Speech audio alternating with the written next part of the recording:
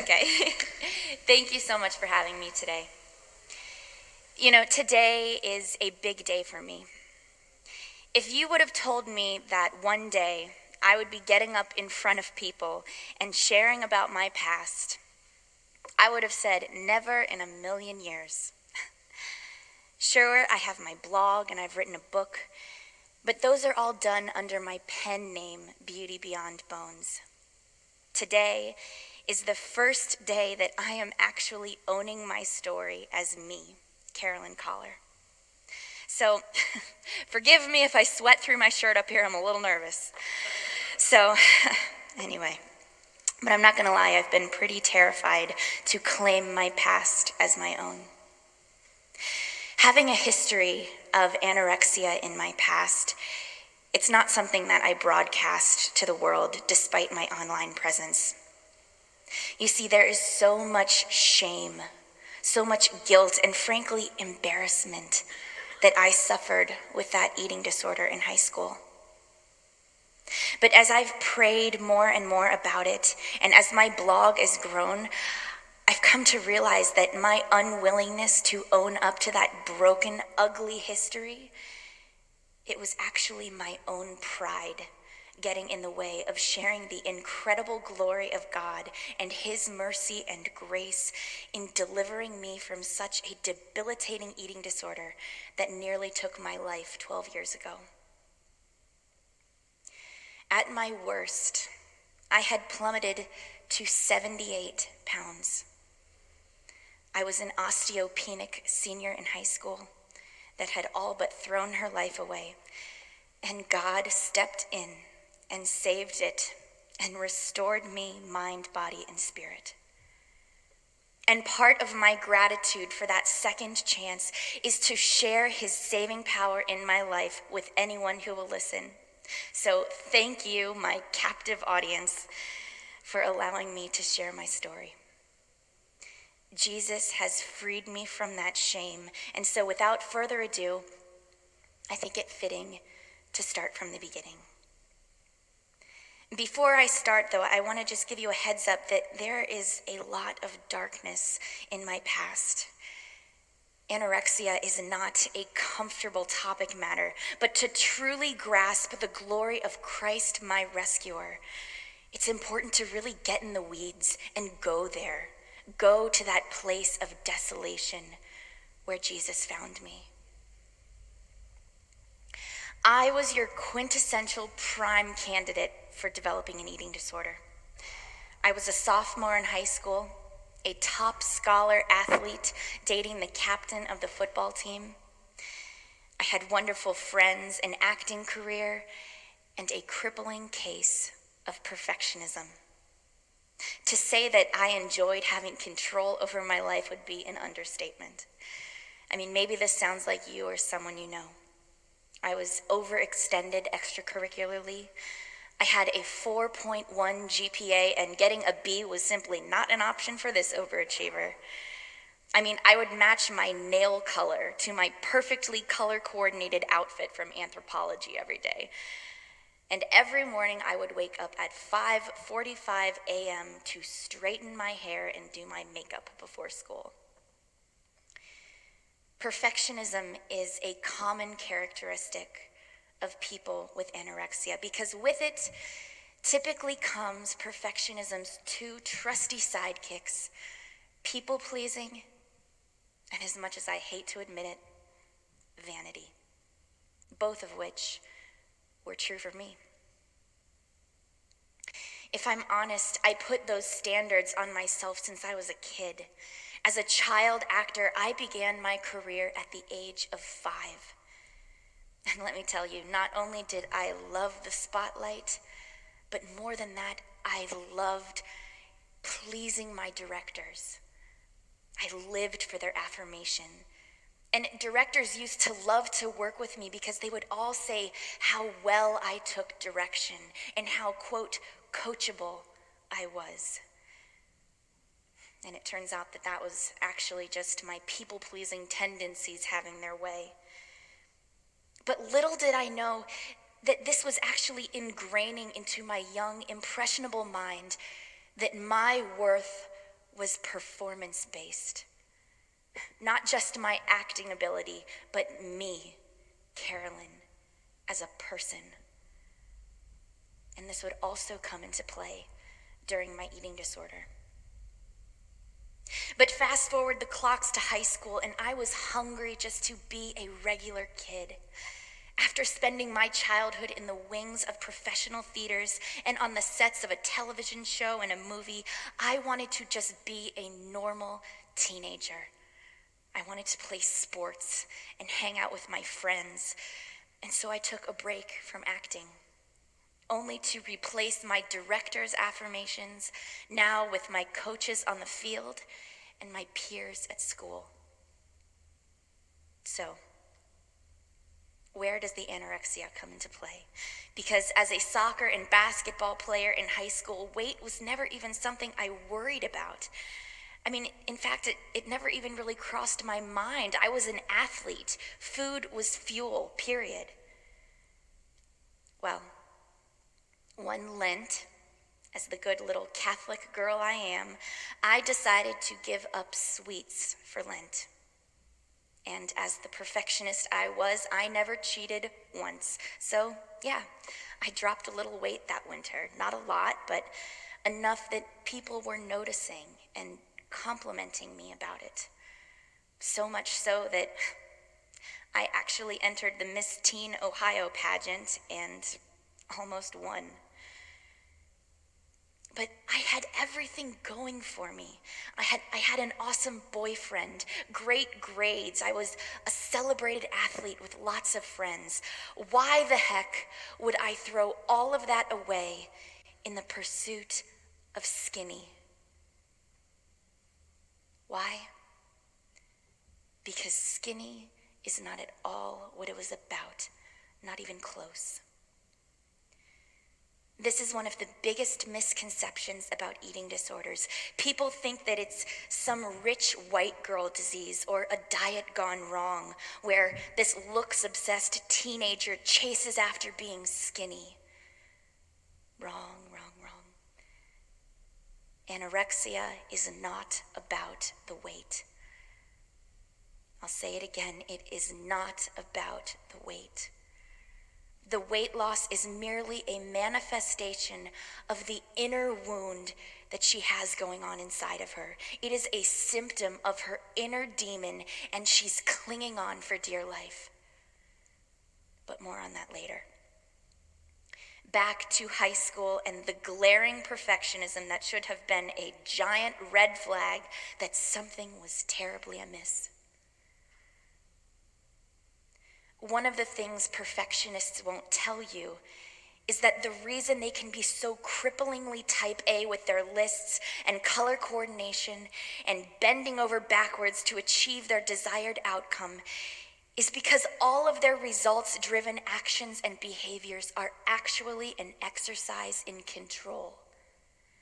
They can control their grades, their wardrobe, the order of their bedroom, the way they do their hair and makeup. And now, little 16-year-old me realized that, hey, I can control my weight too, if I just give up sweets. But then the overachiever in me took hold, and I realized that I can do better than that. I can also give up white flour and cereal and X, Y, Z, and you can see here the snowball rolling and rolling. And there you go. Now, I think it's important to pause here and share with you another aspect of my story because it was happening simultaneously and played a critical role. During that Lent, I was also diagnosed with ulcerative colitis, which is an autoimmune disease that affects the intestines. And if you've heard of Crohn's disease, they're basically the exact same thing, just affecting different areas of the intestines. But with it comes horrible, horrible side effects during a flare, one of which is excruciating pain while eating and digesting, which is important to remember as my story continues. My eating disorder began to take hold around the time when my friends started experimenting with alcohol and sex. And again, being the good little Catholic perfectionist with a budding eating disorder, I was partaking in neither of those. And as a result, I could feel my friendships starting to change. There was an uneasiness in the air when we'd all hang out, and the loss of control in that area made me cling all the more to the control I thought I was gaining in the eating disorder. But this was a really challenging time because seeing these friendships change made me question my worth. I'd think to myself, oh, well, since I'm not drinking with them or throwing my body around, I'm not the fun friend anymore. They don't see any value in their friendship with me anymore. They don't see any value in me anymore.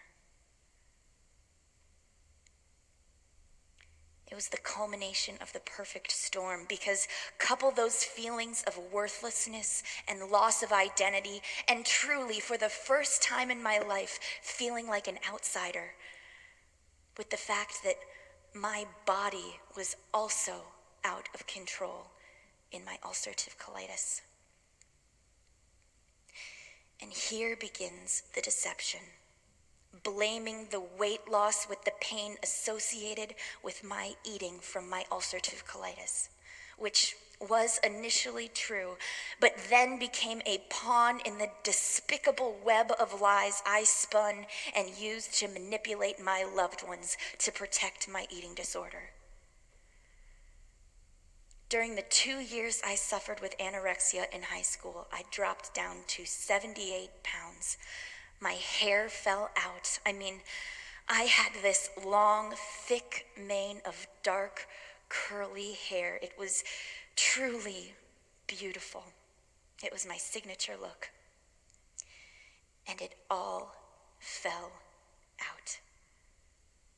I was left with about 4 inches of brittle peach fuzz. It was the most humbling experience of my life.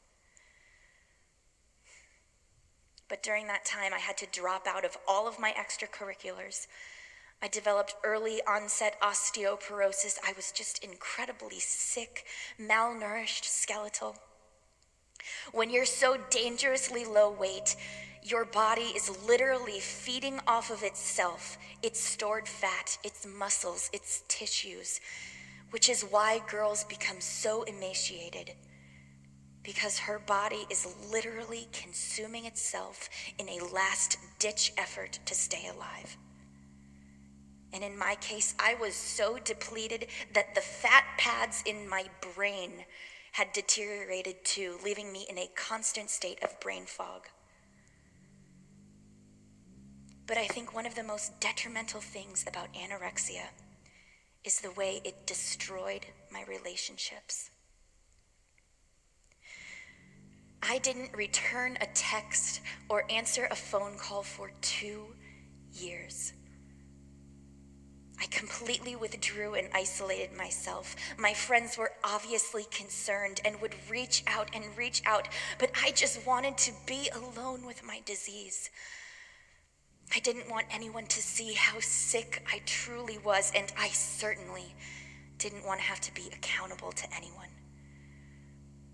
I was lying to and deceiving the people I loved the most, manipulating them, playing off of their care and concern in wanting to help me get healthy and treat this ulcerative colitis that they thought was the culprit behind it all.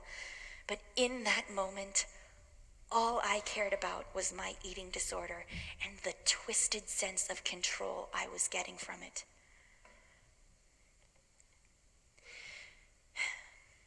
And I want to pause here just for a minute because I want to bring up a topic that is perhaps just as easily as uncomfortable as anorexia. I want to take a minute to illuminate the glaring red flags of spiritual warfare that only looking back now can I see as plain as day. Yes, I was in the throes of an eating disorder, but I'm here to tell you that eating disorders are a battle for control of the mind. And at the helm of the eating disorder is none other than the evil one himself. And I say that knowing full well how out there that sounds. But just hear me out. I am a card-carrying Catholic. I have never missed Mass. I went to sleepaway church camp every summer of my childhood, and yet the thief was able to infiltrate the quote-unquote strong faith I thought I had. During my disease, I never renounced God, but I had built up a stone wall between he and I. Much to the evil one's delight, my eating disorder had become my savior, and I wanted it that way. And so did he. During this crucial time, I was enslaved to pride, to vanity. I was lying and manipulative. I'd throw away food, secretly exercise, lie about what I was eating, spew hateful and hurtful words at my parents in fits of rage. But the kicker was that the evil one managed to isolate me from my loved ones. Satan comes only to steal, kill, and destroy, and he is the liar of all liars, which is precisely what he was feeding me, fueling my eating disorder. You see, in the mind of every eating disorder sufferer is a lie that she or he believes to their absolute core, enough to literally die for. The messages vary slightly for each person, but most will be something along the lines of, you're worthless, you're unlovable, you're a burden. For me, my lie was that I was unworthy of love, which played over and over in my head. I believed that I had to earn love, that I had to be perfect to be loved, and it went all the way back to my childhood on stage. That belief that I was unworthy of love influenced every thought, every behavior, every people-pleasing perfectionist action I took, and it fed my eating disorder. It's what people in the field refer to as the voice of ED, ED, short for eating disorder. Well, I'm here to tell you, it wasn't the voice of Ed. It was the voice of Satan. I want to share an experience I had with you at inpatient. I ended up going to an inpatient treatment facility across the country for 3 months. And I was adamant about not going. It was 4 days before my graduation from high school, and I was set on walking across that stage and getting my diploma if it was the last thing I did. And as an 18-year-old senior, I was legally an adult, and therefore my parents could not legally force me to go to inpatient.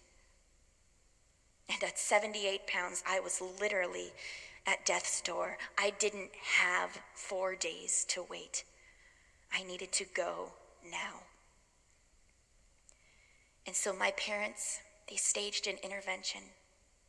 My older brothers flew into town, and my parents and our youth pastor at church, they were all waiting for me one day after school with paperwork for a court order in hand if it got that far.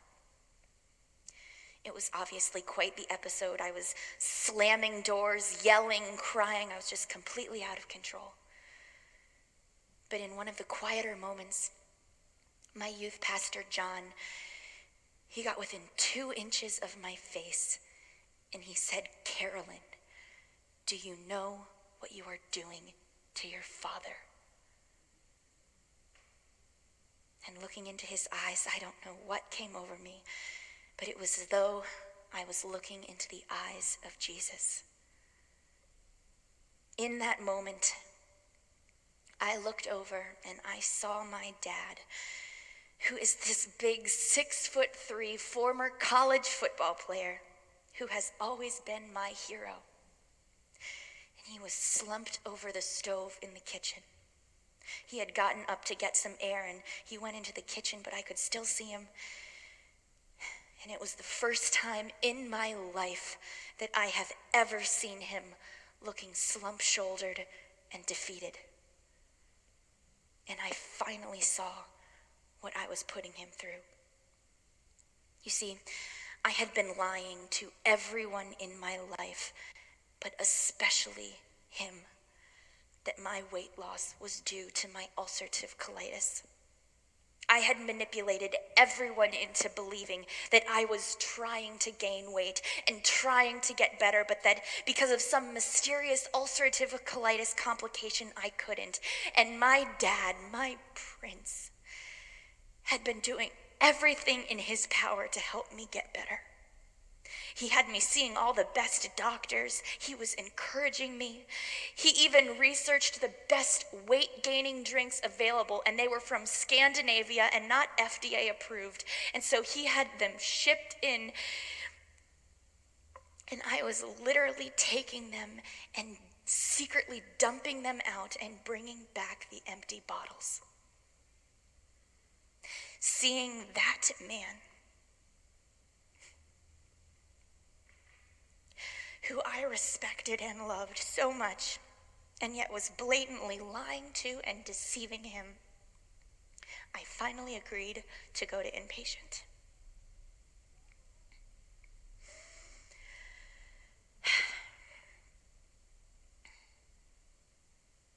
And so the very next morning, I was on that first flight out to Arizona to be admitted to the top eating disorder treatment facility in the country that also just happened to be a Christian organization. Excuse me.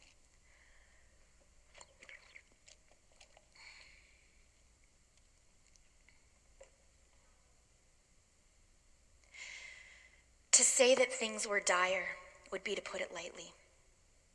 Not only was I told later that my case was the worst that they had seen come through, but during those first 2 weeks, I had to sleep at the nurse's station so that they could monitor my heart overnight for fear that I would go into heart failure. Because at 78 pounds, my body was living off of its own tissue and muscles, and with the heart being a muscle, it was so compromised and deteriorated that it was in danger of shutting down. That is why girls die from anorexia, and praise God that I didn't. But there was one episode at inpatient that I will never forget, one where, I'm going to say this at the risk of sounding absolutely bonkers, I truly believe that the demon that was controlling me was released. It was my third day at inpatient, and up until that point, I was adamant that I did not have an eating disorder. I was still trying to keep up all the lies that I had going, that it was all due to the ulcerative colitis, and that I wasn't afraid of food or gaining weight, and that I was trying, but for some mysterious reason I just couldn't gain the weight, and so I continued to lie to every doctor and therapist and dietitian. Well, that third day, I was at a session with my therapist, and he was this Christian man, salt of the earth, and we were outside on a patio of the campus having our session, and I'm telling you, I had an out-of-body experience. It was as though I was seeing the entire scene from above. I was sitting in my chair, curled up with my knees to my chest in the smallest little ball, and out of my mouth came this voice that I have never heard before in my life and have never heard again. It was this scary, deep, dark, cavernous voice that I cannot emulate. I lied. It shook my chest as it came out, and it was from the very pit of my stomach, and it just spewed out of my mouth. I lied. And with that expulsion of darkness, it was like I could finally breathe. And I proceeded to just tell the truth about absolutely everything as fast as my mouth could move. I told about the deceit, about the throwing away of food and the secret exercise and the fact that it didn't hurt to eat and that I did have an eating disorder. And then I said, I need to call my parents now. I needed to tell them right then and there. And so if this wasn't God, I don't know what was. When I called my parents, it just so happened to be that they were in the car together on a 13-hour road trip up to our lake home in northern Wisconsin. They were taking a much-needed respite while I was at inpatient so that they could heal from the hell that I had been putting them through. And so I told them over speakerphone, and being the incredible, faithful parents that they were, they accepted my apology and forgave me. They knew that the daughter that they knew and loved was trapped inside the shell of this sick and hurting girl, and they were just thankful that I was getting help and healing. That night, at inpatient, we went to chapel. Being a Christian treatment facility, there was a chapel service every night that we attended. And that evening, after that breakthrough episode that afternoon, I had my come to Jesus moment. I'll never forget it. We were singing the song, Here I Am to Worship, and just as some background, I've always been a singer. As a child actor, singing was part of who I was. People knew me for it. But the eating disorder had stolen that gift, and I hadn't sung for the 2 years I was in the throes of the disease. But song had always been my prayer language. And so that night, the lyrics were, I'll never know how much it cost to see my sin upon that cross. And hearing those words in that moment, Jesus absolutely broke through the stone fortress that I had built around my heart, and my knees buckled and I fell to the floor, and I knew that Jesus forgave me of all of the horrible things that I had done.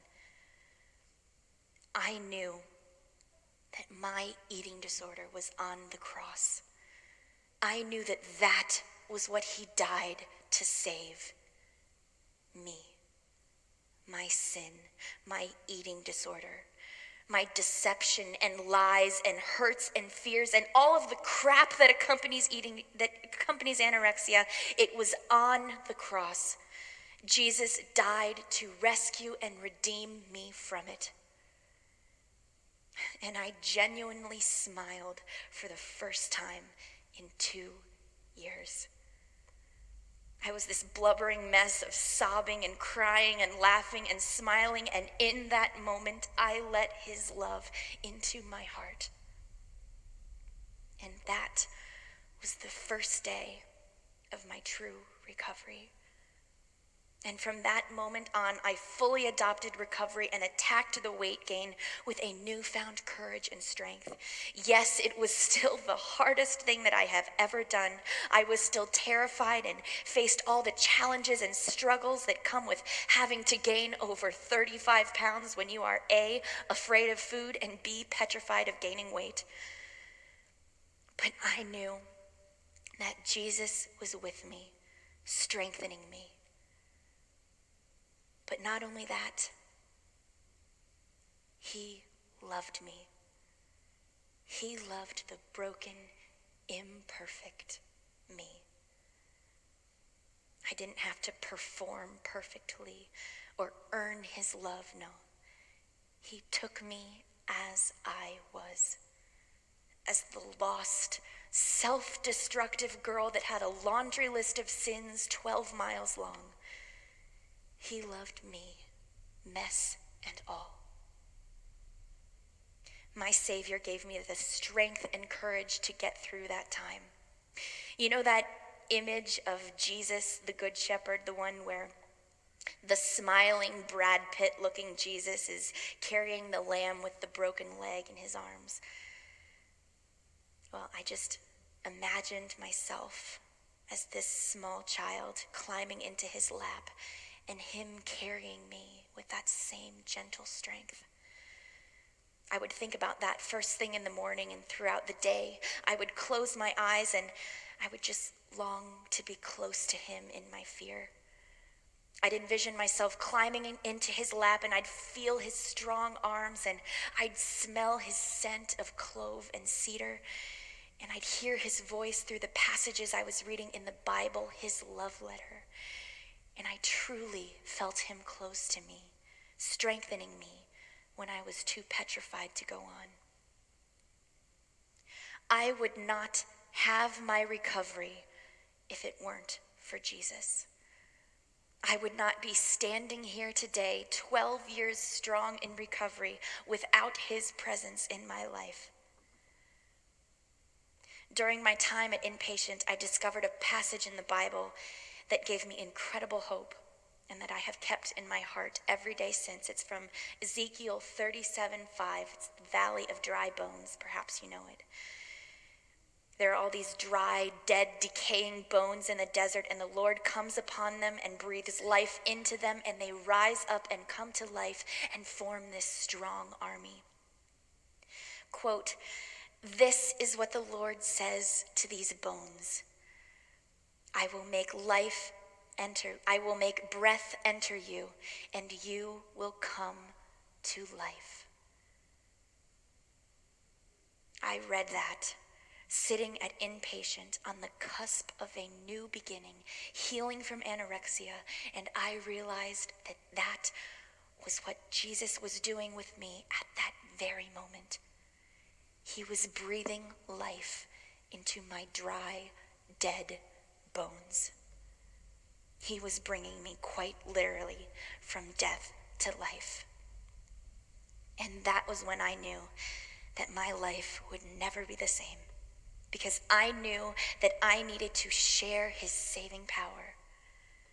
Jesus has given me a mission to share how, like Lazarus, he has rescued me from death and has called me out of the cave of shame where I thought I belonged. My life, this second chance that he has so generously blessed me with, it points to his glory, and that is what I share in my online ministry on my blog, BeautyBeyondBones. During my eating disorder and during recovery, there just weren't any resources that could have reached me. They didn't exist. Not for me, and definitely not for my parents. I felt incredibly alone, and my parents had no idea how to help their daughter that they saw wasting away. And so that is why I decided to start Beauty Beyond Bones. And it's why I wrote my book, Bloom. It's the recovery resource that I wish would have been available when I needed it most. It is an interactive read that is not just for those in recovery from an eating disorder, but truly for any person who is seeking a deeper relationship with Christ and the freedom that comes from his love. Because isn't that what we are all seeking in this life? True freedom. We are all recovering from something. If there's one thing to take away from what you have heard here this morning, it is that we are never, ever too broken for Jesus. We are never too far gone or unsavable for him. I'll never forget those first moments when I arrived at inpatient. Part of the admittance process is that you have to undergo a full medical assessment of sorts. I just remember walking through the common area and seeing all of these scared skeletal girls with feeding tubes coming out of their noses, and it terrified me. I felt as though I was walking through a morgue or a scene from The Walking Dead, and it just made me catch my breath. And I was brought into this back room with these two stern nurses, and they handed me a blue, backless paper hospital gown with the one-word instruction: strip. Because they wanted to do a full body check for any signs of self-harm, which is a common manifestation of eating disorders. And standing there, shivering, naked, at 78 pounds, with no hair on my head because it had all fallen out due to malnutrition, getting checked for signs of self-mutilation at an eating disorder treatment facility, I thought to myself, Carolyn, this is it. My life does not get any lower than this. If God can rescue me from that pit of rock bottom, if God can look at that scared and shaking girl and see her worth and value and dignity as a child of God, there is nothing he cannot do. He's seen me through a lot of dark days, but when it comes to Jesus, his strength is seen best in my weakness. His mercy and incredibly gracious heart of second chances is evident in me standing here today. Because ask any of those nurses that day that I walked through the door of inpatient, and they'd tell you, it is a miracle that I survived. And they'd be right. Jesus breathed life into my bones and called me to come to life. A true miracle indeed. So thank you so much for your time, and I'd like to now open up the floor for any questions. Yes? Tell us about the first few weeks and months after you left that facility. Yeah, so the first few weeks after I left the facility, you know, it was an incredibly scary time because you are adjusting to your body, and you know, you have all of these, everyone in your life loves you so much, and they care about you, and they've been so concerned, and so they're just so relieved to see you better, you know, to go from 78 pounds to a healthy weight range. I mean, you look like a different person. And you know, so you'll get comments like, oh, you look so beautiful, or you look so much better, you look so healthy. And though that's a well-meaning comment, you know, hearing that, you know, the voice of Ed still is trying to lure you back into the disease. And so in my mind and in the mind of the people who are coming back from inpatient, all they hear in those genuine, you know, words is that you look fat, you know, and it's incredibly triggering, and the danger of relapsing is definitely there. In last night's talk, I told about my first checkup with my ulcerative colitis doctor. I had to go in for a checkup that first week back from inpatient, and he's this bombastic, loudmouth, over-the-top kind of guy, and he walked in and he goes, "Oh, wow, looks like someone found McDonald's." Yeah, and it's safe to say I didn't go back to that doctor again, and my mom took me out of the room right then and there. But you know, I think I was incredibly blessed with family and friends who were just incredible support, and so those first few weeks, you're figuring out where the heck you are in life, and you're kind of trying to figure out who you are, and what it's like to live again without, you know, believing that all the lies that you had believed before. Yeah. Did the ulcerative colitis, did it get worse with the poor caloric intake? And did it get better when you had more caloric intake? I just wondered the correlation between the ulcerative Yeah. colitis and the anorexia nervosa.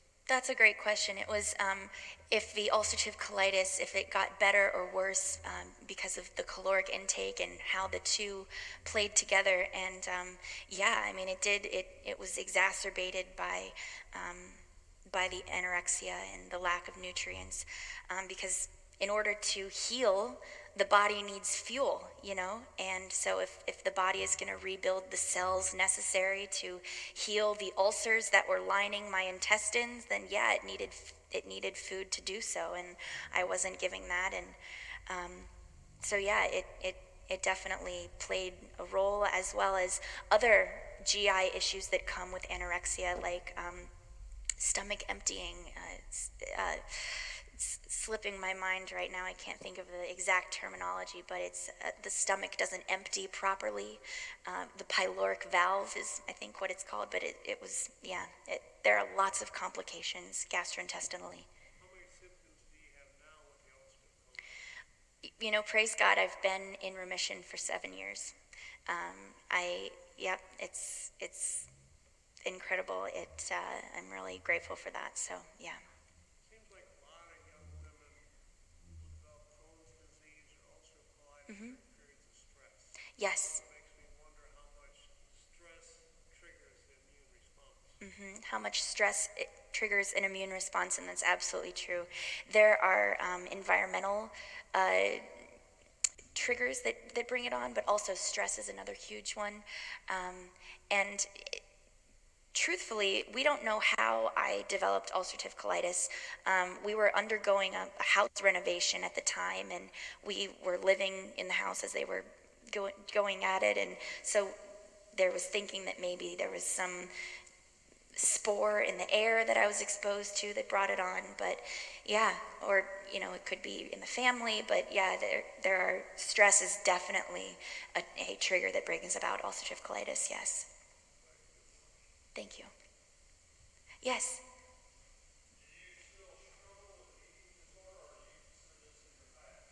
Do I still struggle with an eating disorder, or is this in my past?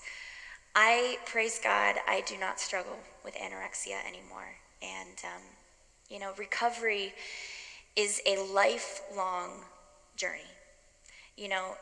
With an eating disorder recovery, you don't just wake up one day and say, I'm recovered, I'm never going to have a thought again, I'm never going to, no, you have to wake up every single morning and choose life and choose recovery. And for me, I have had to replace those lies that were being spewed at me that I was not worthy of love. I had to replace those with Jesus's truth that I am worthy of love, and that, he loved me enough to die for.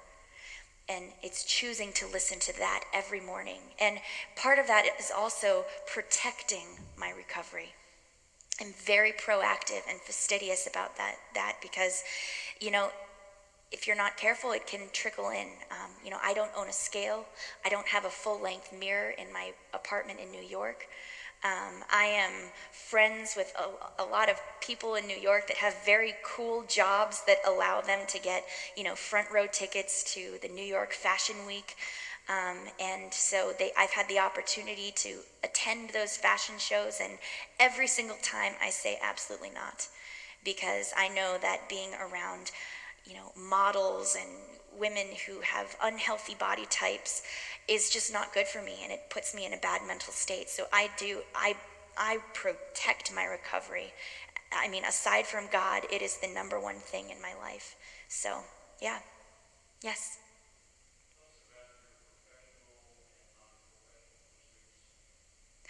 Yeah, thank you. So my professional and non-professional pursuits now. So professionally, I am an actor in New York.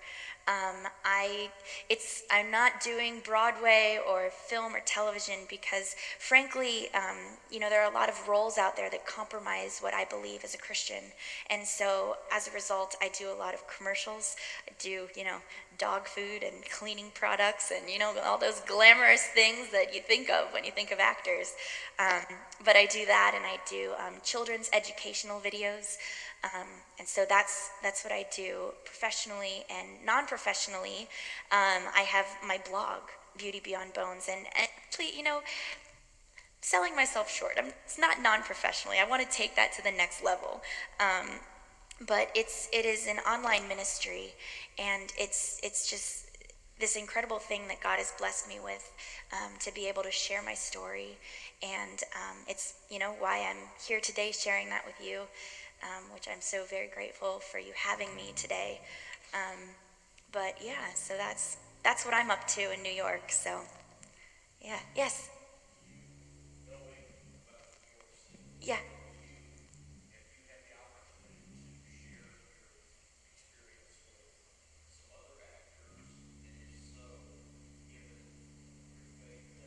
hmm You know, I wish I could sit here and say that I have been evangelizing in the casting offices, um, but frankly, I'm not. I'm not at that point yet. But you know what?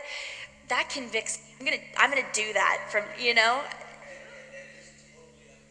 Yeah. Thank you.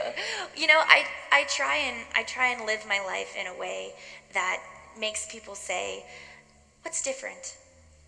And then when we have a conversation one on one, then I'll bring it up. But thank you. So thank you. Thanks, Jeff. Uh, Thank you so much for being here. And we've got the next service that we need to make room for. But Carolyn will be at the table in the narthex by her poster. So if you want to meet and greet, check out her book. She'll be there for as long as it takes. So thank you all. Yeah, thank you so much. God bless.